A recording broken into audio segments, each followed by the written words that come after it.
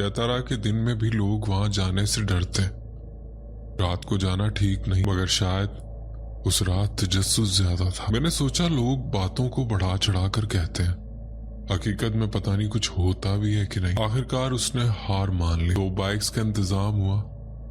एक बाइक पर उसके 2 दोस्त बैठे और दूसरी पर हम तीनों। नवाज बाइक चला रहा था, उसके पीछे आलिया और सबसे पीछे मैं।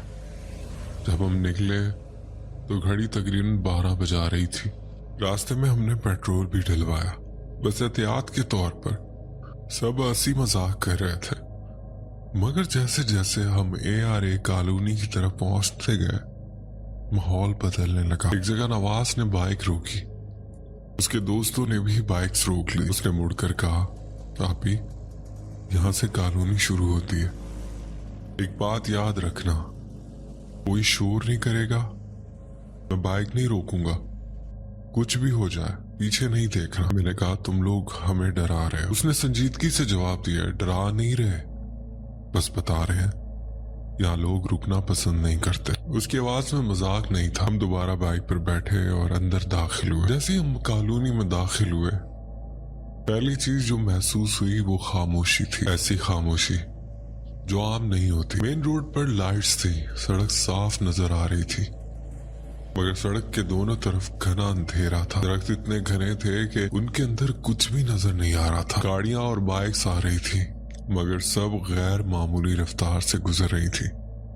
कोई सुस्त नहीं चल रहा था, सब जैसे जल्दी में हो, जैसे बस उस जगह से निकलना चाहते। मैंने नवाज से कहा, सब इतनी तेज क्यों जा रहे हैं? उसने कहा, यहाँ कोई नहीं रुकता, जानवर का भी डर है और बाकी चीजों का भी। मैंने बात हंसी में उड़ा दी, मगर दिल के अंदर एक हल्की सी बेचैनी आ चुकी थी। तकरीबन 10-15 मिनट बाद एक छोटा सा ढाबा आया। हमने सोचा चाय पी लेते हैं, सर्दी वाकई ज्यादा थी। अम्मा रुके, चाय और स्नैक्स लिए। वहां और लोग भी बैठे थे, मगर अजीब बात यह थी कि सब आहिस्ता आहिस्ता बात कर रहे थे, कोई जोर से नहीं बोल रहा था। जब हम हंस रहे थे तो नवाज ने फौरन कहा, आहिस्ता बात करो। मैंने पूछा क्यों? तो उसने सिर्फ इतना कहा, बस ऐसे। 1:30 बजने वाले थे जब हम वहां से वापस निकले और असल रात उसके बाद शुरू हुई। ढाबे से निकलते वक्त हमें अंदाजा नहीं था कि वापसी का रास्ता आते वक्त से मुख्तलिफ होगा। आते वक्त कम से कम इक्का दुक्का गाड़ियां और बाइक्स नजर आ रही थी, मगर अब सड़क तकरीबन खाली थी। ठंडी हवा तेज हो चुकी थी और रात मजीद गहरी हो गई थी। बाइक की हेडलाइट के अलावा इर्द गिर्द कुछ साफ नजर नहीं आ रहा था। हम मेन रोड पर वापस आ रहे थे कि अचानक मेरी नजर एक साइड वाले रास्ते पर पड़ी। वो रास्ता बिल्कुल अंधेरे में जा रहा था। वहां कोई स्ट्रीट लाइट नहीं थी, बस दरख्त, झाड़ियां और मुकम्मल सन्नाटा। दूर दूर तक न बंदा न बंदे की साथ। मैंने नवाज से कहा, इस रास्ते से चलते हैं, देखते हैं अंदर क्या है। उसने फौरन मना किया, आपी, वहां लाइट्स नहीं है, वो लोग अपने रिस्क पर जाते हैं। उसके दोस्तों ने भी यही कहा कि वहां जाने की जरूरत नहीं, मगर शायद उसी वक्त वही गलती हुई जो अक्सर ऐसी कहानियों में होती है। इंसान को लगता है कि जब तक खुद ना देखे बात मुकम्मल नहीं हुई।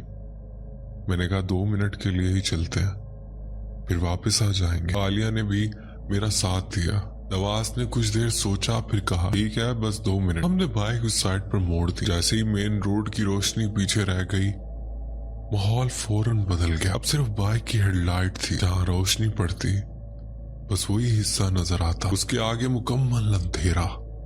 दरख्तों की शाखें सड़क के ऊपर झुकी हुई थी, जैसे रास्ता तंग हो रहा। कोई आवाज नहीं थी, ना किसी गाड़ी की, ना किसी इंसान की, सिर्फ बाइक के इंजन की आवाज और टायरों के नीचे बजरी की हल्की सी आवाज। उस अंधेरे में बाइक तेज नहीं चल सकती थी, इसलिए हम आहिस्ता आहिस्ता आगे बढ़ रहे थे। कुछ फासले पर हम रुके। मैंने कहा कि यहाँ फोटो लेते हैं। माहौल वाकई मुख्तलिफ था, सुनसान, खामोश और अजीब तरह से भारी। हम बाइक से उतरे। नवाज का एक दोस्त फोन पर बात करने के लिए थोड़ा सा दूर चला गया। दूसरा बाइक के पास बैठकर कुछ देख रहा था और फिर अचानक वो हल्की आवाज में चीखा। हम सब चौंक गए। मैंने पूछा, क्या हुआ? वो चंद सेकंड खामोश रहा, फिर बोला, क्या कोई मेरे पीछे खड़ा था? हमने कहा, नहीं।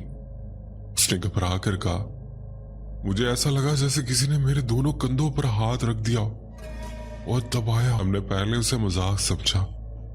मैंने हंसते हुए कहा कि वो हमें डरा रहा है, मगर उसके चेहरे का रंग बदल चुका था। उसकी सांस तेज हो रही थी। वो बार बार पीछे देख रहा था, जैसे कोई अभी भी वहां मौजूद हो। फिर वो अचानक ऊंची आवाज में बोला, यहां से चलते हैं, अभी चलते हैं, मुझे यहाँ ठीक नहीं लग रहा। आवाज ने आहिस्ता बोलने को कहा, मगर वो अब सुन नहीं रहा था। उसकी घबराहट असली लग रही थी। उसी लम्हे पहली बार मुझे भी महसूस हुआ माहौल पहले से मुख्तलिफ हो गया। जैसे हवा रुक गई, जैसे सन्नाटा बढ़ गया। हमने मजीद बहस नहीं की, फौरन बाइक स्टार्ट की। उसके दोनों दोस्त आगे निकल गए, हम पीछे थे। रास्ता वही अंधेरा, वही दरख्त, वही खामोशी। मैं बाइक पर सबसे पीछे बैठी थी, इसलिए इर्द गिर्द का एहसास मुझे ज्यादा हो रहा था। और फिर मुझे महसूस हुआ जैसे किसी ने मेरे पीछे से मेरे बाल हल्के से खींचे। मैं चौंक गई। मैंने फौरन आवाज से कहा, ध्यान से बाइक चलाओ, अजीब लग रहा है जैसे कोई पीछे है। उसने जवाब नहीं दिया, मगर चंद सेकंड बाद बाइक की रफ्तार कम होने लगी। बाइक हल्की हल्की डिगमगाने लगी। मैंने कहा, क्या कर रहे हो, हम गिर जाएंगे। उसने घबराई हुई आवाज में कहा, अपी तुम लोग मुझे दबा रहे हो, वजन बहुत ज्यादा हो गया। मैंने फौरन कहा, हमने तुम्हें पकड़ा ही नहीं हुआ। उसके हाथ कांप रहे थे। वो बार बार कह रहा था, बाइक आगे नहीं बढ़ रही, जैसे किसी ने पीछे से पकड़ रखा हो। अब उसकी आवाज में भी खौफ था। वो जैसे तैसे बाइक संभाल रहा था कि अचानक बाइक को झटका लगा। उसने जोर से ब्रेक लगाई। हम तकरीबन गिर गए थे। मैंने गुस्से में कहा, क्या हुआ? वो सांस लेते हुए बोला, मेरे सामने कुछ आया था, जैसे किसी ने हाथ रखकर रोका। अब हम सब खामोश थे। कोई मजाक नहीं कर रहा था। सर्दी के बावजूद उसके माथे पर पसीना था। मैंने कहा, आयतल कुर्सी पढ़ो और बस यहां से निकलते हैं, अब बाइक नहीं रोकनी। हम दोबारा बाइक पर बैठे। उसने बाइक स्टार्ट की और हम वहां से निकलने लगे। मगर उसके बाद जो एहसास शुरू हुआ वो पहले से मुख्तलिफ था। बाइक दोबारा स्टार्ट हुई तो किसी ने कुछ नहीं कहा। अब ना हंसी थी न मजाक, सिर्फ इंजन की आवाज थी और हेडलाइट के आगे नजर आने वाला थोड़ा सा रास्ता। उस रोशनी के बाहर सब कुछ अंधेरे में गायब था। मैं बाइक के सबसे पीछे बैठी थी, इसलिए इर्द गिर्द का एहसास सबसे ज्यादा मुझे हो रहा था। दरख्तों के साए बाइक की रोशनी में हरकत करते तो ऐसा लगता जैसे कोई साथ साथ चल रहा। मैं बार बार खुद को समझा रही थी कि ये सिर्फ रोशनी और साए का खेल है, मगर दिल मान नहीं रहा था। कुछ लम्हों बाद मुझे दोबारा वही एहसास हुआ, जैसे कोई हमारे बिल्कुल पीछे। ना कदमों की आवाज, न सांस की, बस एक मौजूदगी का एहसास, जैसे कोई बहुत करीब आकर साथ साथ चल रहा हो, मगर नजर न आ रहा। मैंने इस बार किसी को कुछ नहीं बताया। नवाज पहले ही घबरा चुका था। बाइक उसके हाथों में हल्की हल्की डगमगा रही थी। मैं सिर्फ दिल में आयतुल कुर्सी पढ़ती रही और नजरें सड़क पर रखी। अचानक सामने से तेज हवा का झोंका आया। दरख्तों की शाखें हिली और एक लम्हे के लिए ऐसा लगा जैसे दाएं तरफ कुछ तेजी से गुजरा। नवाज ने बाइक की रफ्तार और बढ़ा दी।